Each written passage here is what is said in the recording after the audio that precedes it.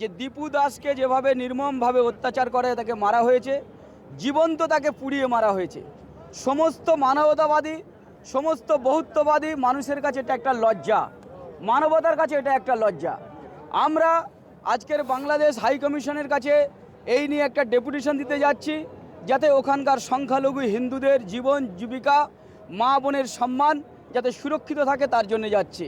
সঙ্গে সঙ্গে আমরা UNHRC হিউম্যান রাইট যে কাউন্সিল আছে রাষ্ট্রসংঘের, তার কাছেও আমরা একটি বার্তা নিবেদন করতে চাই যে রাষ্ট্রসংঘের দ্বারা, হিউম্যান রাইট কাউন্সিলের দ্বারা বাংলাদেশে যে সংখ্যালঘু হিন্দুদের তার অধিকার ছিন্ন করা হচ্ছে, ক্ষুণ্ণ করা হচ্ছে, তাদের এই অধিকার যাতে বলবৎ থাকে, তার জন্য রাষ্ট্রসংঘ থেকে বাংলাদেশে বিশেষ টিম পাঠিয়ে ওখানকার সংখ্যালঘুদের যথাযথ পরিস্থিতি যাতে হচ্ছে বিষয়টা সুরক্ষিত থাকে, তার জন্য ব্যবস্থা করবার জন্য আমরা যাচ্ছি। এই পথে নেমেছে হিন্দুরা, শুনছে হিন্দুরা, বলছে হিন্দুরা, অত্যাচারিতা হিন্দুরা। আজকের এই সনাতন ধর্মের উপরে যেভাবে অত্যাচার নেমে এসেছে, তারই প্রতিবাদে গোটা পৃথিবীর দেখা উচিত বর্তমান সময়ে বাংলাদেশে যেভাবে একটি জ্বলন্ত মানুষকে মেরে দিল, তার অপরাধ সে হিন্দু হয়ে জন্মগ্রহণ করেছে। তার প্রতিবাদে গোটা পৃথিবীর মানুষ এবং মানবাধিকার কমিশন সহ গোটা ভারতবর্ষ সহ সমস্ত দেশের প্রধানমন্ত্রীদের এই বিষয় নিয়ে ভাবা উচিত এবং বাংলাদেশকে টুকরো টুকরো করে সেই বাংলাদেশ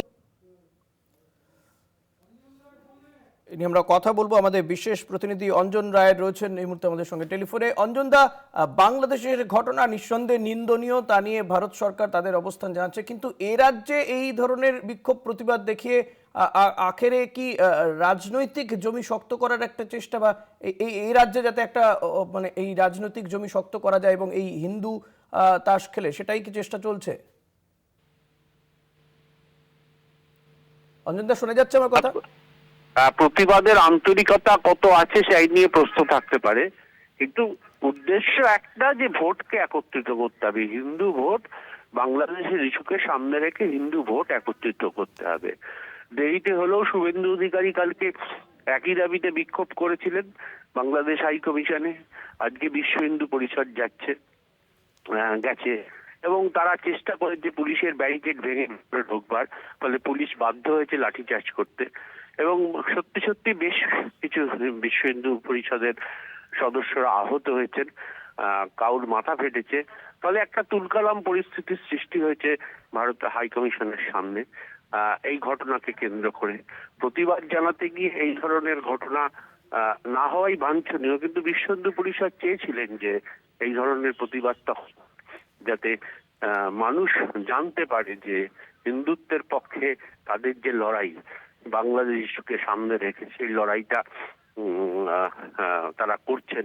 আসলে 26-এর ভোট, বিধানসভার ভোট দোরগোড়ায়, ফলে সবাই নেমে পড়েছেন। বিশেষ করে রাজ্যের প্রধান বিরোধী দল, তারা চাইছেন হিন্দুত্বের নাম ধরেই তারা ভোট করতে, এবং তারই বোধহয় এই ধরনের বিক্ষোভগুলো এবং হিংসাত্মক বিক্ষোভগুলোই তারই অঙ্গ বলতে পারো। ধন্যবাদ অঞ্জন দা। কথা বলছিলাম বিশেষ প্রতিনিধি অঞ্জন রায়ের সঙ্গে।